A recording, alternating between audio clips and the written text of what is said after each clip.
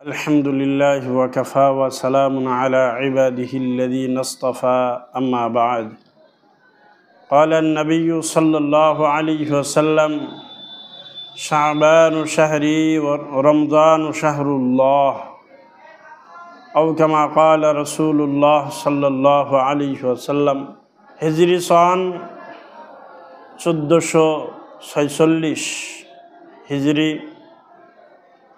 মাহে শাবান মাসের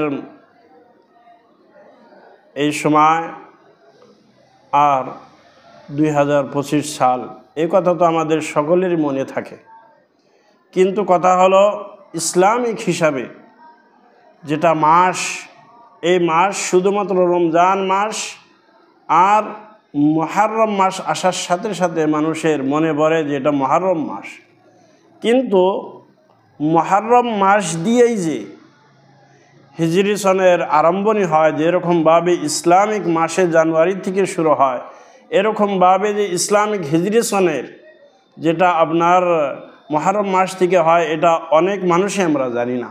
ঠিক তদ্রূপ ইসলামিক মাস 12 মাস, তার মধ্যে থেকে রমজানের আগের যেটা মাস এটা হলো শাবানের মাস।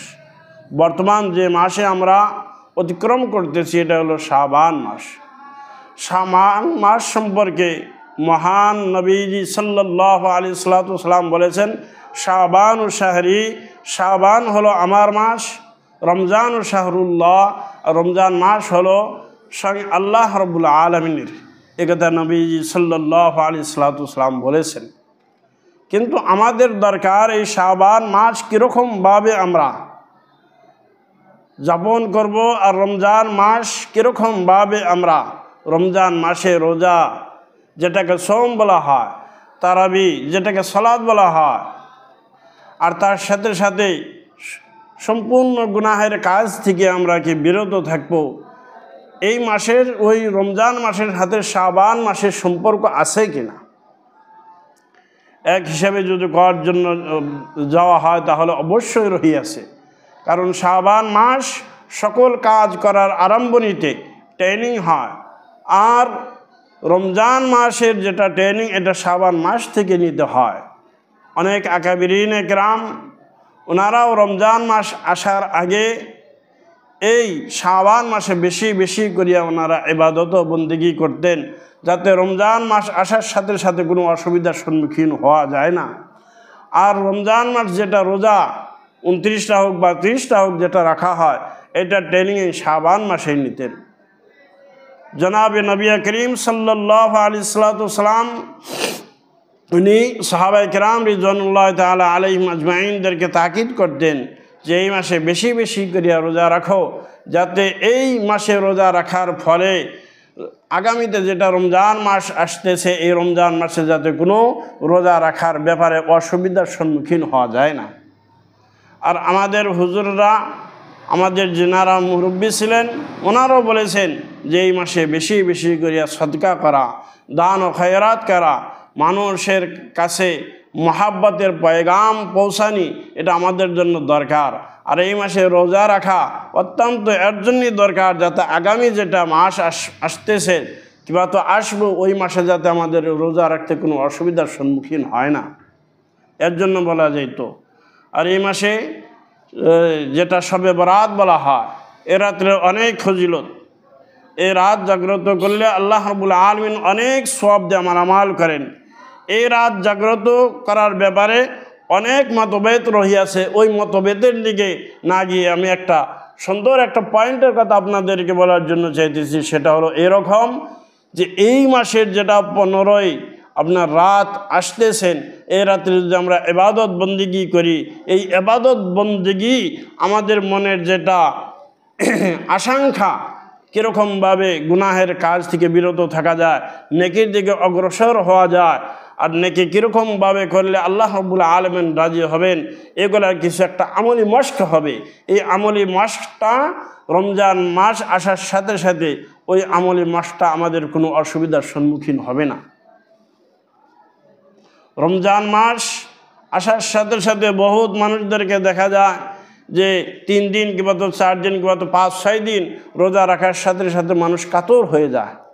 মানুষ মনের ভুলে পানি পান করেন বা মানুষ মনের ভুলে খানা খেয়ে নেন।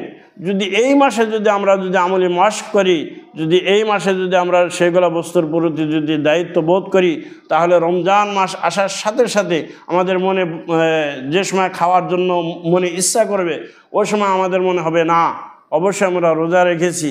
আর যে সময় পানি পান করার জন্য ইচ্ছা যাবে, মুখে পানি নেওয়ার সাথে সাথে আমাদের মনে পড়বে যে না আমি রোজা রেখেছি।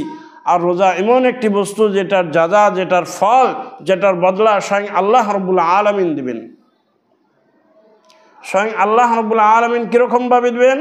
যে আল্লাহ রাব্বুল আলামিন ভালোভাবে জানে যে বান্দা অন্ধকার কোঠার ভিতরে গিয়ে লাইট বন্ধ করার পরে দিনের বেলাতেও কিছু কিছু আন্ধার হয় রুমের ভিতরে, কিবা তো আমাদের অঞ্চল এটাকে বলা হয় উর্দু ভাষা হিসাবে দেহাতি এরিয়া, দেহাতি এলাকা।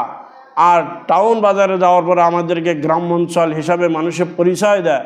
এই গ্রামাঞ্চলে জায়গায় জায়গায় পাগার আছে বা পুকুরি আছে, মানুষের মাছ ধরার জন্য গেলে ওই জায়গাতেও যদি কেউ যদি পানি পান করে, তাহলে বান্দা আর আল্লাহ রাব্বুল আলামিনের বাহিরে আর কেউ জানবেন না। যার কারণে আল্লাহ রাব্বুল আলামিন বলেন এই রমজান মাসের বদলা আমি স্বয়ং আল্লাহ রাব্বুল আলামিন দিব। এই রমজান মাস যে আসতেছেন, এই রমজান মাসের আজ আমরা সবক নিয়ে নিব যে রমজান মাসে যেটা ইবাদত বন্দিগি করব, ওইটার মাস, ওইটার আমল যাতে এই মাস থেকে আরম্ভ হয়ে যায়, যাতে ওই মাসে আমাদের ইবাদত বন্দিগি করার জন্য গিয়ে যাতে যেন কোনো কষ্টের সম্মুখীন হয় না। এর জন্য আল্লাহ রাব্বুল আলামিন উপহার স্বরূপে শাবান মাস দিয়েছেন। শাবান মাসের একটি রাত যেটাকে শবে বরাত বলা হয়, বরাতের রাত বলা হয়, এই বরাতের রাত্রেও বহুত ইবাদত বন্দিগি করিয়া আল্লাহ রাব্বুল আলামিনের কাছে সহায় চাওয়া, আল্লাহ রাব্বুল আলামিনের কাছে সাহায্য চাওয়া যে ইলাহুল আলামিন রমজান মাস আসতেছে, যাতে কোনো হালতে বেমার আজারের ভিতরে লিপ্ত করিও না।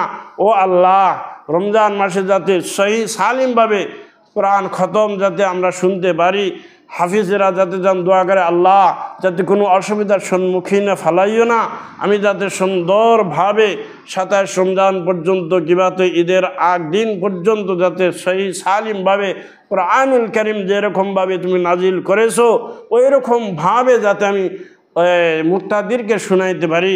আল্লাহ রাব্বুল আলামিন আমাকে তৌফিক দান করো। আল্লাহ রাব্বুল আলামিনের কাছে রমজান মাসের ইবাদতের জন্য এই মাস একটা চাওয়ার মাস। আল্লাহ রাব্বুল আলামিন এই মাসটাকে আমাদেরকে কদর করার জন্যে তৌফিক নসিব করুন। আর আগামী যেটা রমজান মাস আসতেছে ওই রমজান মাসে যাতে আমরা বেশি বেশি করিয়া ইবাদত ও বন্দিগি করিয়া আল্লাহ রাব্বুল আলামিনের নৈকট্য অর্জন করিয়া আমাদের লাইফ, আমাদের জীবন যাতে আমরা ধন্য করতে পারি। এতটুকুন কথা বলিয়া আমার ক্ষুদ্র বক্তব্য আমি শেষ করলাম। আপনাদের কাছে দোয়া চাই, যা কিছু বললাম ওইগুলো বস্তু যাতে আমি অদমেও যাতে যেন আমল করতে পারি। আল্লাহ রাব্বুল আলামিন আমাদের সবাইকে তৌফিক নসিব করুন। ওয়া আখিরু দাওয়ানা আনিল হামদুলিল্লাহি রাব্বিল আলামিন।